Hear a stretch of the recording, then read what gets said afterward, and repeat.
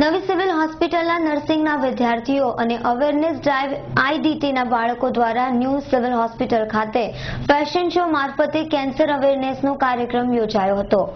અનુપમભાઈએ જણાવ્યું હતું કે તંબાકુ, આલ્કોહોલ, ડ્રગ્સના સેવન થકી કેન્સર થાય છે અને તેનું જે પરિણામ આવે છે તે સમગ્ર દ્રશ્ય ફેશન શો મારફતે વિદ્યાર્થીઓએ દર્શાવી હતી, જેમાં એક કેન્સરનો પેશન્ટ પણ હતો। પોતાના તંબાકુના સેવનથી કેન્સરનો ભોગ બન્યાની વાત ફેશન શો मार्फते दर्शावी हती અને हाजर सौ कईने कैंसर अंगे अवेरनेस फैलावी हती।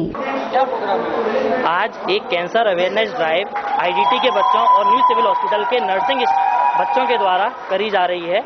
इसके माध्यम से जो एक फैशन शो हम लोगों ने एक अवेयरनेस कैंपेन करा है कि यदि हम अल्कोहल, ड्रग्स लेते हैं उससे हमारे को क्या हानि होती है, उसका एंड रिजल्ट क्या होता है। इस फैशन शो के माध्यम से हमने स्टार्टिंग से लेके एंड तक यदि हम अल्कोहल, ड्रग्स लेंगे और आपका कैंसर होगा तो वो दृश्य दिखाया है।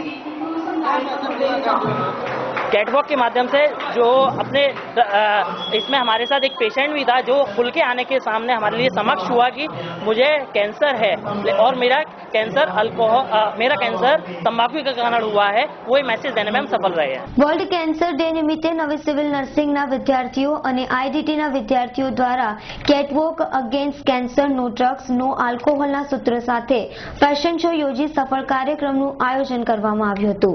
આ ફેશન શોને નિહાળવા ડોક્ટરો મોટી સંખ્યામાં ઉપસ્થિત રહ્યા હતા। Bureau report, Surat.